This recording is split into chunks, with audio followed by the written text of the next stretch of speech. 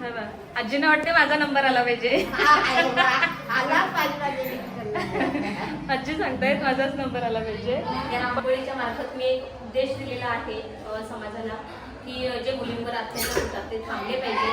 रांगोळीच्या मार्फत तुम्हाला सांगण्याचा प्रयत्न केलेला आहे. तर कशी वाटते माझी रांगोळी? तर चला आजच्या ब्लॉगची सुरुवात आपण करत आहोत रांगोळीपासून. आणि आजचा ब्लॉग थोडासा वेगळा असणार आहे कारण आज आहेत आमच्या सोसायटीमध्ये रांगोळी स्पर्धा आणि मी सुद्धा या स्पर्धेमध्ये भाग घेतलेला आहे. तर बघूयात माझी रांगोळी तुम्हाला कशी वाटते. आणि आजच्या माझ्या या रांगोळीचा विषयसुद्धा खूप खास आहे. तर ब्लॉग शेवटपर्यंत नक्कीच बघा.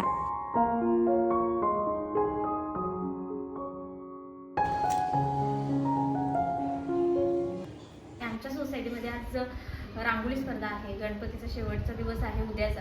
तर आजच्या दिवशी दरवर्षीच या दिवशी रांगोळी काढली जाते आणि नंबर दिले जातात. तर यावेळेस बघू कोणाचे नंबर आहेत. तर मी तर काढायला लावलेली आहे. पूर्ण रांगोळी झाल्यानंतर पुन्हा एकदा तुम्हाला दाखवते की कशी आहे रांगोळी माझी. तर चला सुरुवात करते आता.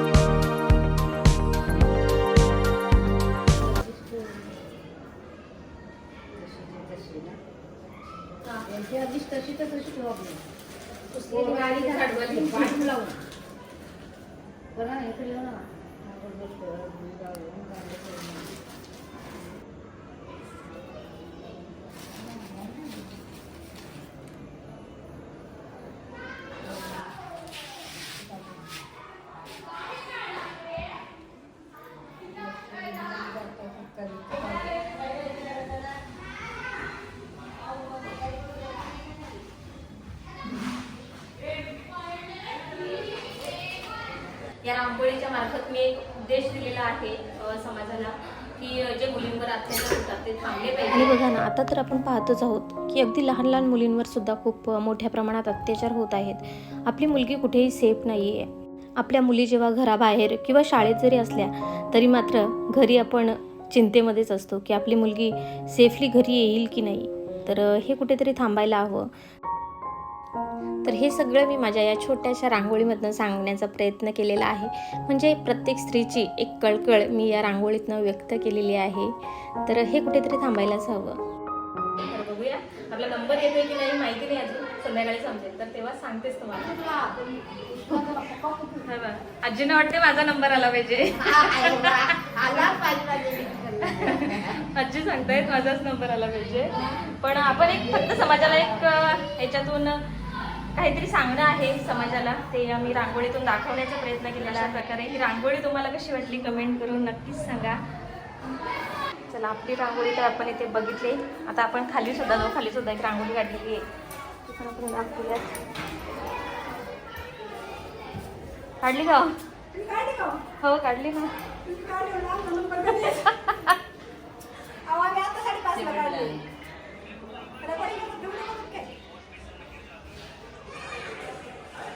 यांची इथे रांगोळी आहे.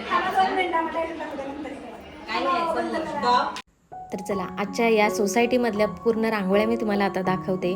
तर ह्या सुद्धा सगळ्या रांगोळ्या खूप सुंदर आहेत. तर इकडे तुम्ही बघताय छान अशा रांगोळ्या सगळ्यांनीच काढलेल्या आहेत.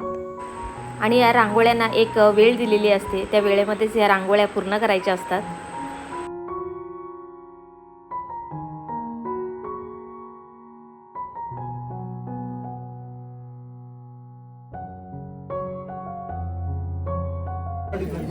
तर चला आता वेळ झालेली आहे बक्षीस वितरणाची.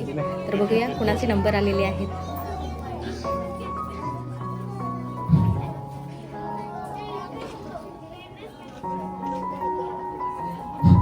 तर उत्तेजनार्थ जे बक्षीस आहे ते मानसी पाटील यांनी समोर यायचं आहे आणि आपलं बक्षीस घ्यायचं आहे.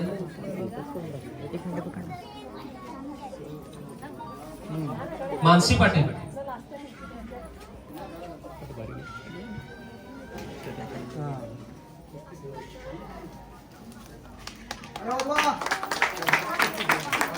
धन्यवाद.